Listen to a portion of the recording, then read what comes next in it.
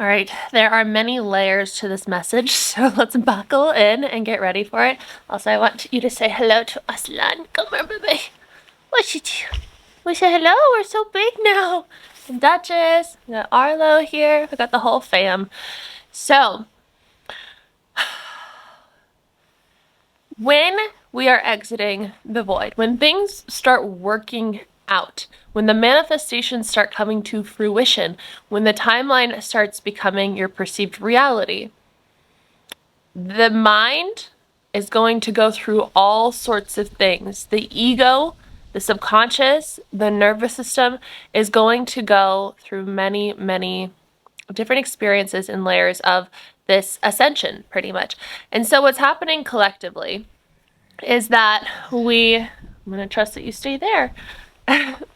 We're going through this collective awakening, the timeline split, the new Earth, and the three-eye atlas coming by Earth right now, doing a little drive-by, and has been for a while. No, see, I knew you were going to do that.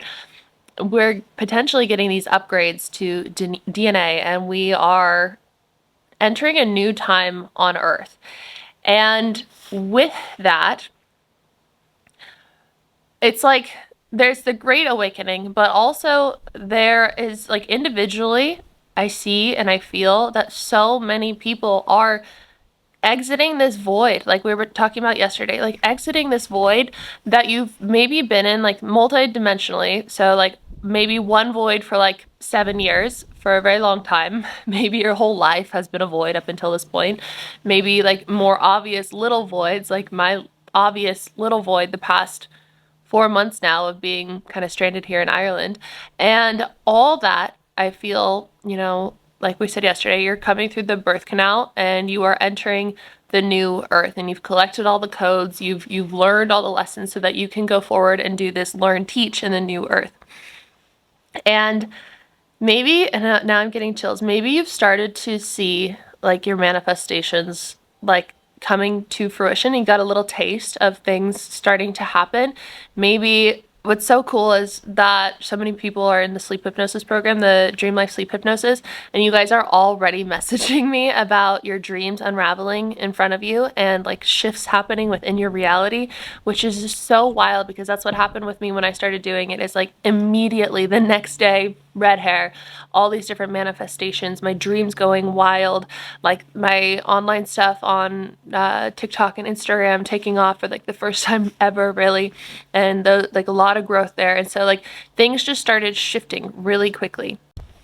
I just went and got Aslan and put him on a leash because he likes to do naughty things as soon as mommy is distracted.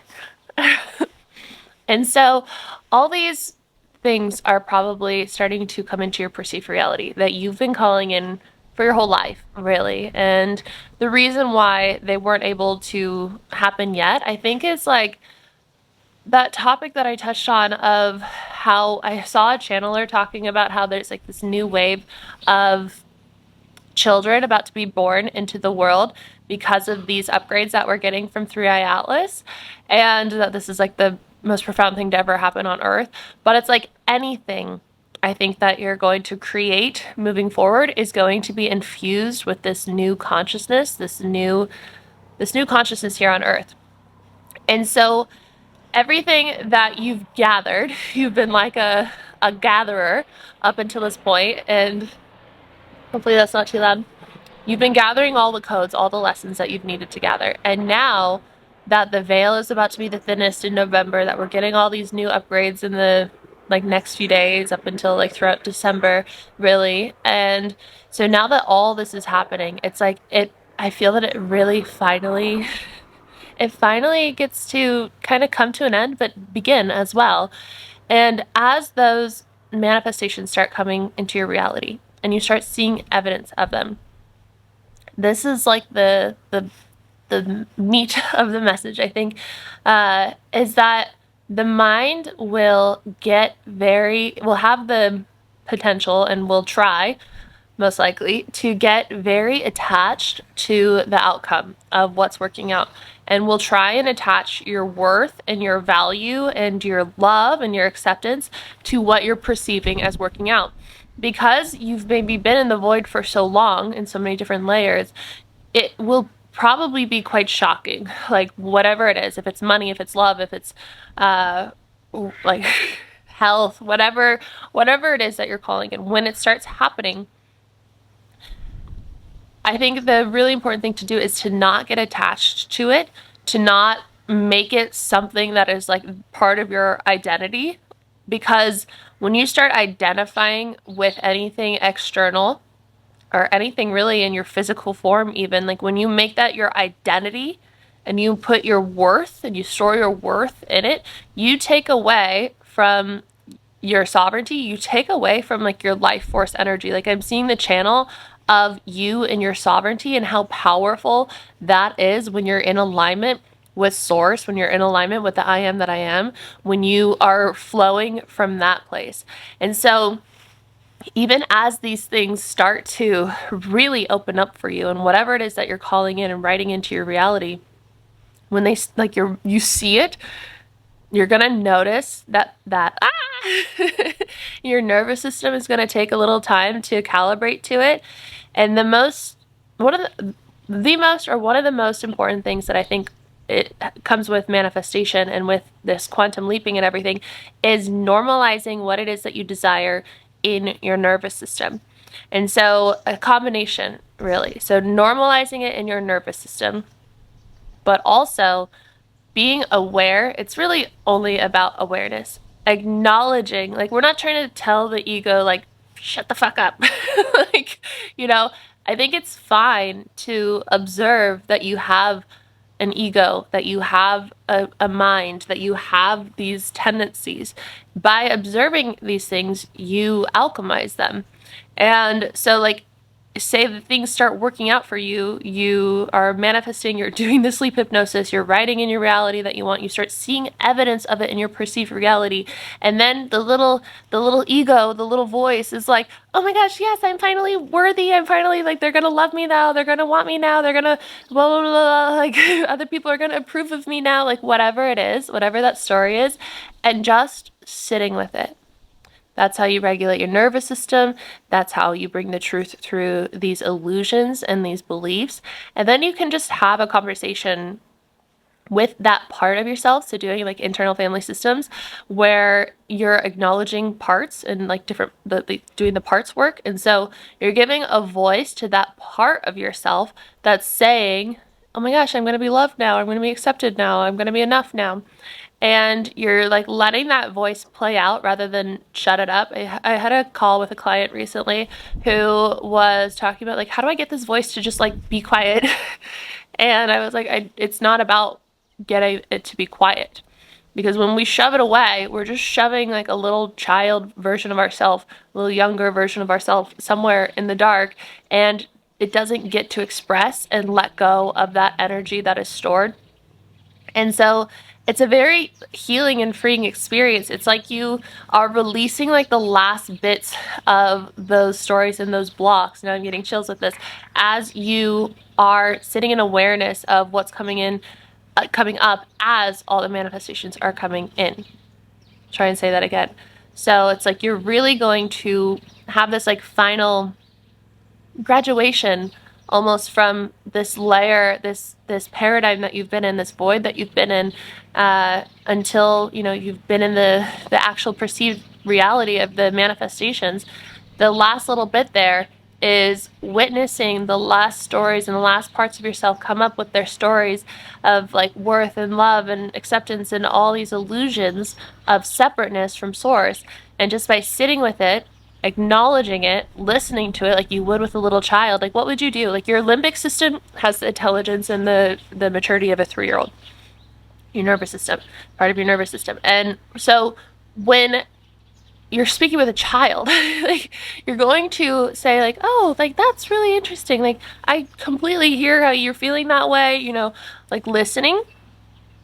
And then you would, and like these are kind of the steps in my 21 days to regulate for chronic illness. So it's then you say like, okay, but we have a different plan that we're going to be doing. We're going to follow a different way. I hear you.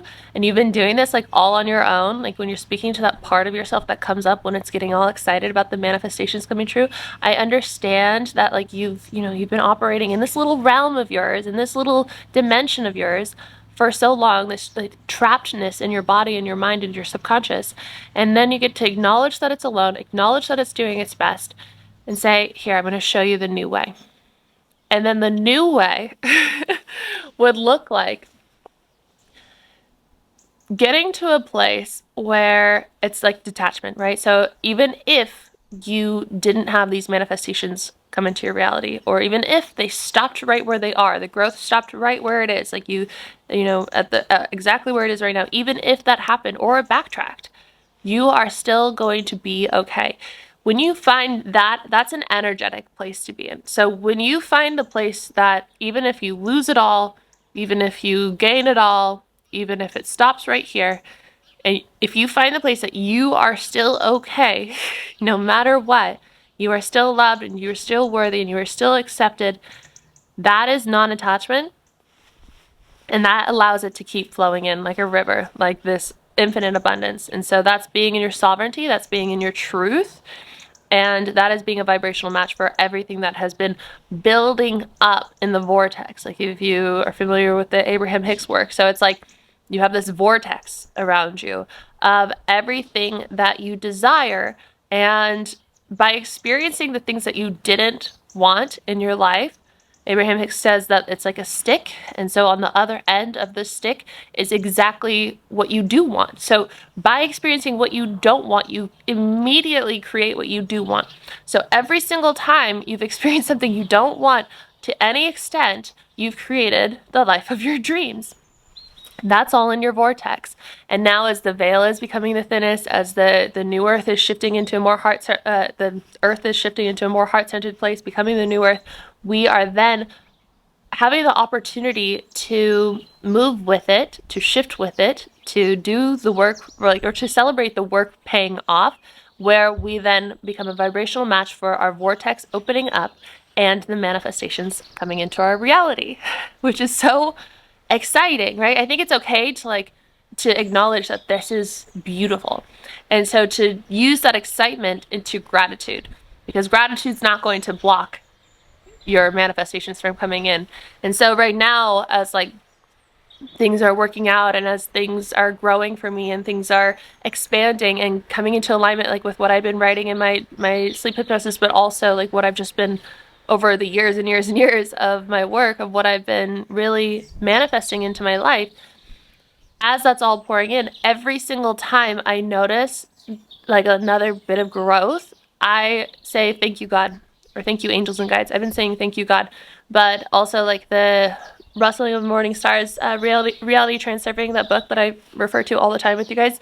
That in there talks about never like how pride, and I think the Bible talks about pride too. Pride being like a block, almost like pride. It's like resistance. It's attachment. It's identifying with something that is not you, something that is outside of you, something that is not in your sovereignty. And so instead of like being proud of yourself, it's more recommended in these texts and also from what I feel to be true to put that pride into the divine.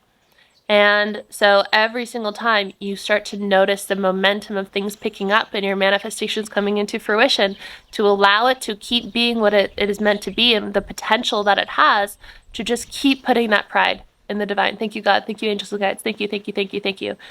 I am enough. I am loved. I'm just going to float through reality. I'm totally fine. If it stops right here, I'm totally fine. If it continues to go, I'm totally fine no matter what. I am safe. I am regulated, right? Speaking with the nervous system, staying calm. And also, what I'm really feeling in that space right now is like, it's so powerful. Like that version of you is so powerful and is such like not only a magnetic force, obviously, like that's what we've been talking about this whole time, but also it's just like people are going to really, really see you differently. Like the room, when you walk into rooms, I feel like people are going to be like, holy shit, like, you know, the Marilyn Monroe effect, where she was walking with a journalist and she was walking as Norma Jean, and if that's her name, I'm pretty sure that's her name, and she's like, do you want to see it? And the journalist is like, what?